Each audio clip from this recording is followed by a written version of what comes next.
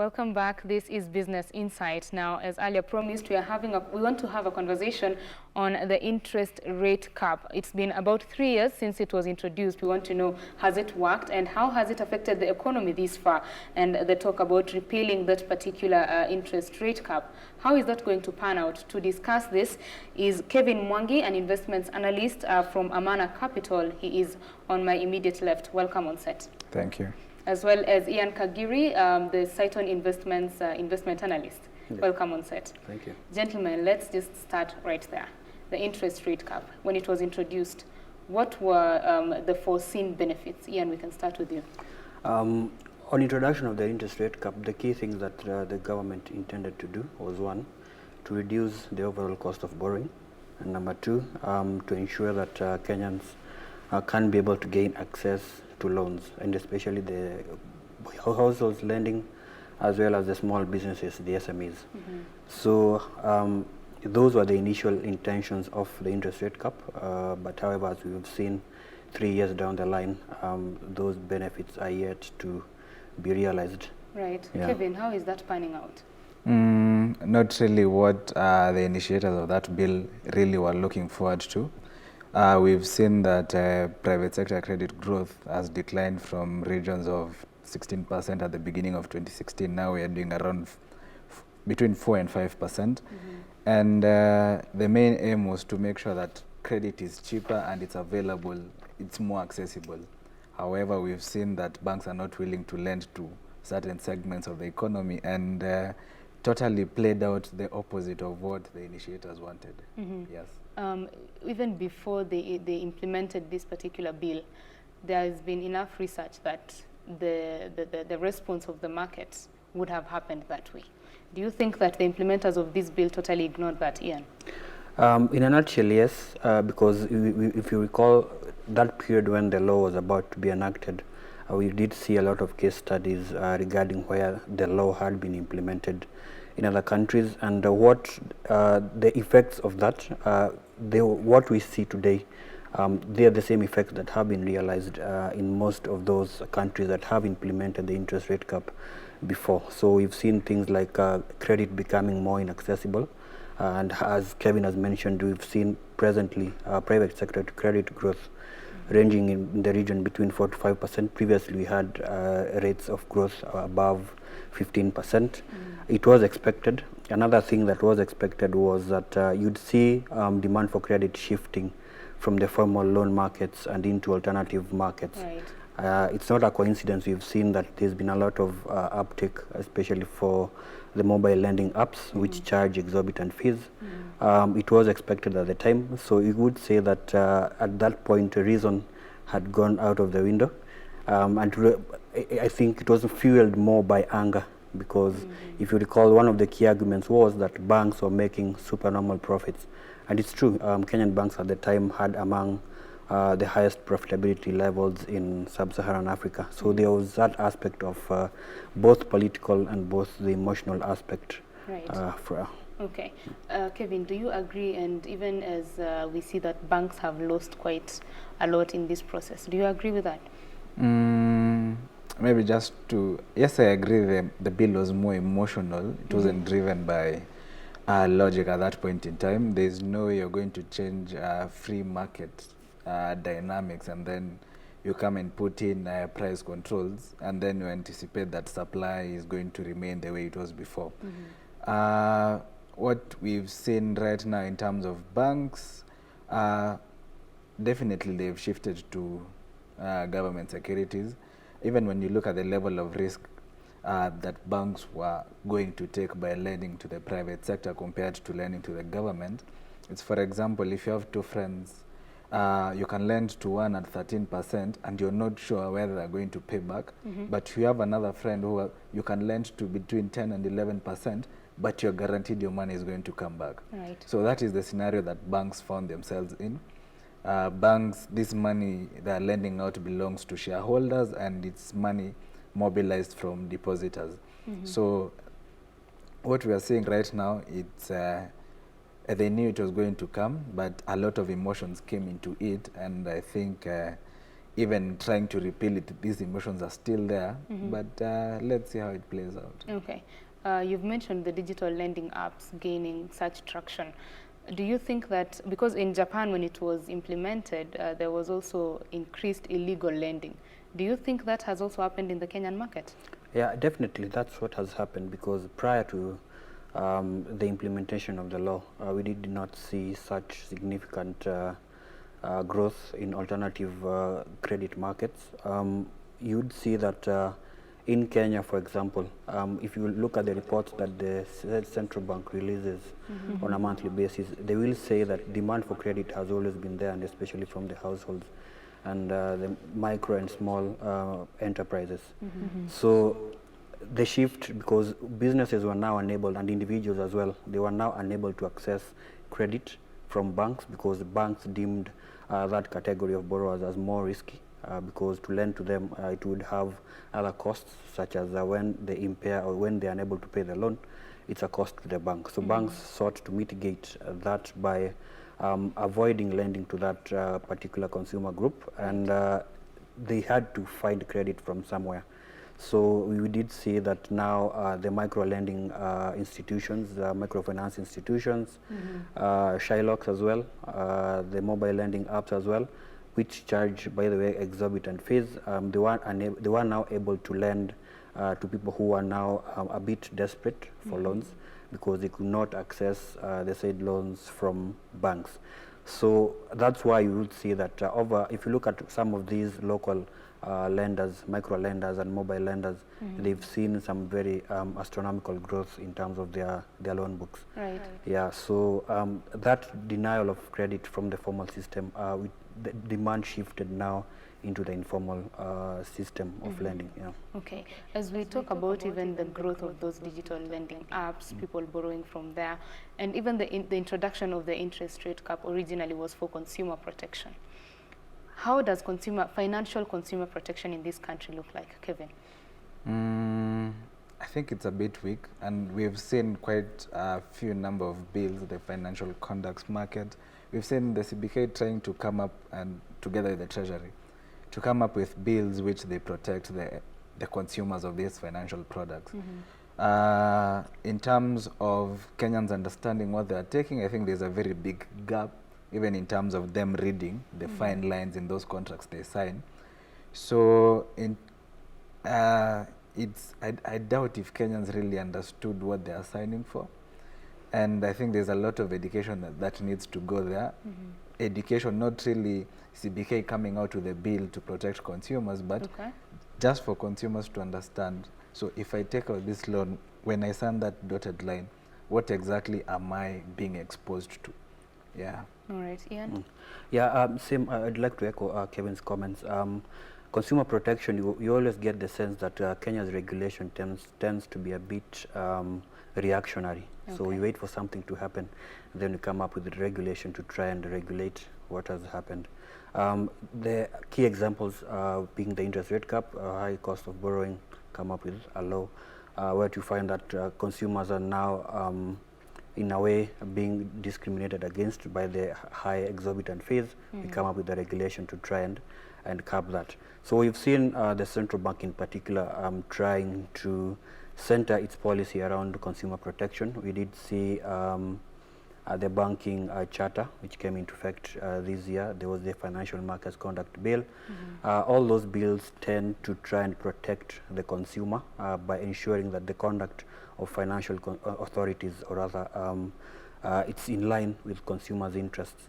In addition, of course, to trying to increase lending to the micro, in a way to try to force banks to lend to the micro, small and medium enterprises, and especially under the banking charter, you see that there's a pattern there. There's reactionary regulation. I think at this point it would be important that in addition to having that kind of legislation, it would also be important that regulation tries to be ahead of the curve, because it try and preempt what would be the effects of regulation.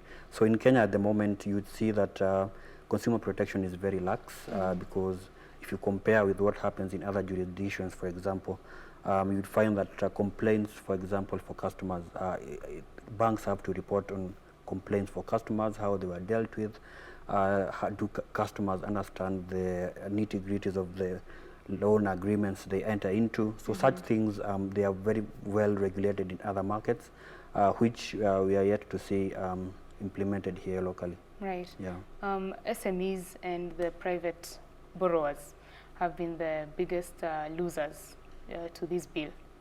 Now, the call to repeal this particular bill, what do you think about it, Kevin? Obviously, from where I stand, I believe this bill should be repealed. Basically, you see, when this bill came into play, those who used to get unsecured credit were the ones who were cut off. All right. And basically, your SMEs don't have enough assets to use as a security to borrow. Most of the individuals who used to get quick loans from banks, all of them were unsecured. So for now, I believe if the rate cap is repealed, you bring these people back into the fold. And just what the regulator needs to ensure is that even if you bring them into the fold, we don't go back into an era where people are being charged 21%. Right, because, or 30. Yeah, 30. Because the reason why this bill came and it became too emotional is because you're lending to people at 21%. You're lending to people at 21%, which is a bit high. Then that is the reason why we saw, even when banks were lending that much, but the non-performing loans kept on increasing. Because which business is giving you 21%? And that 21% is still, I doubt if they had included the fees and everything. Yeah. Right. So there are very few businesses which can give you above that, where you pay back your interest and then you remain with something as a business owner. So for me, it should be repealed, but we should look at ensuring that rates do not skyrocket. Banks do not become, they don't go back to that level where we saw before. Okay. Yeah. Ian, does this mean that we should cap the interest rates but at a higher margin?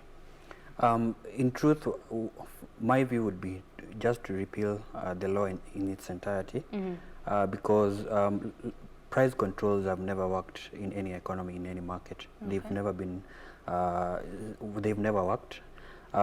If you look at the effects, for one other key effect that we've seen by the interest rate cap is given that the cap has been pegged on one rate, the central bank rate. It's essentially the rate that the central bank uses to regulate the economy. So for instance, if the central bank wanted to make economic conditions more conducive, they'd lower the rate, which would see credit being priced more cheaply, and more people would be able to access credit. But as it stands currently, if the central bank lowers the rate, it would mean even lesser margin for banks, which would mean that credit would not be accessible. So it's counterintuitive to its intended purpose. Right. So it's made monetary policy implementation very, very difficult. So my view would be just repeal the law, but you should put in measures whereby credit prices do not return to where they were previously. Now, one of the key things that we feel needs to be done is to just promote competing sources of financing. You see, if you look at the Kenyan economy, for example, the bulk of funding comes from the banking system. Right. So if today you wanted to start a business, an enterprise, the first place you'd go to probably is a bank. So you find that 90 to 95% of all financing or all credit in the economy comes from the banking system.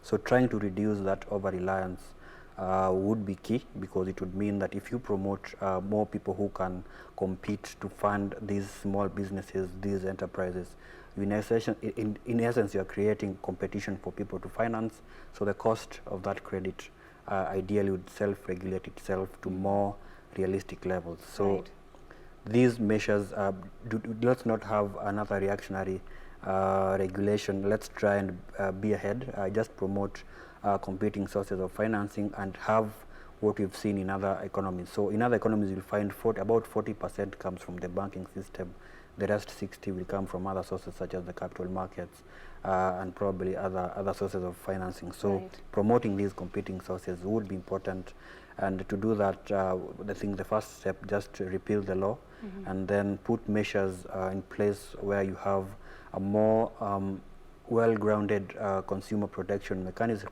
that would prevent banks from returning to the previous high cost of or high interest rates regime. Okay. Yeah. Now, Kevin, the fact that the interest rate cap bill came into play, it opened the space for all these other alternatives. Does it mean that when we repeal this bill, will we get rid of the other alternatives? And will the banks regain the share of the market that they really lost? I doubt we'll be able to deal with informal where it is right now. Right. I think it has gained a lot of traction. You see, the problem with what happened with banks, this 2-3 years, the last 2 to 3 years, which they've lost that segment of the market, it will be so hard to get that market again. Because if you look at these informal channels, mobile money, Shylocks, first of all, it's the ease at which the consumers can access these loans. It's you just apply or you just download the app, you provide what is needed, and within a short time you already have that whatever you have. Right. So it will be so difficult for banks to recover that segment that they lost to this informal. The other thing, I doubt banks will be that aggressive towards attaining that this portion, as from last year we saw banks IFRS 9 come into play. Right. IFRS 9 is more stringent in terms of how banks categorize their non-performing loans. So there's no way, and this segment that they completely omitted basically has high levels of NPLs. So it means that if banks are going to come again and play into this sector, they need to provide more. So basically, this means that banks will be forced to write off bad loans against their earnings, so returning lower returns to their shareholders. So it won't be that immediate. The environment is not the same as it was when the rate cap was passed. Yeah, so it won't be that easy. It will be gradual. I share the same sentiments. My view is that once we see a repeal of the law, perhaps what we'd see probably would be, if you look today, most of the banks, and especially the large Tier 1 banks, they also have these mobile lending channels. Right. So what you will see is that credit prices would self-regulate gradually. So prices of the loans that people will take from these apps would improve. Banks would also be keen to consolidate market share. So that's one of the other key drivers that would see credit prices reduce. What these would see is that the biggest selling point for these mobile loans is the convenience. So the ease at which someone can simply go and dial within a few minutes, you're given a loan.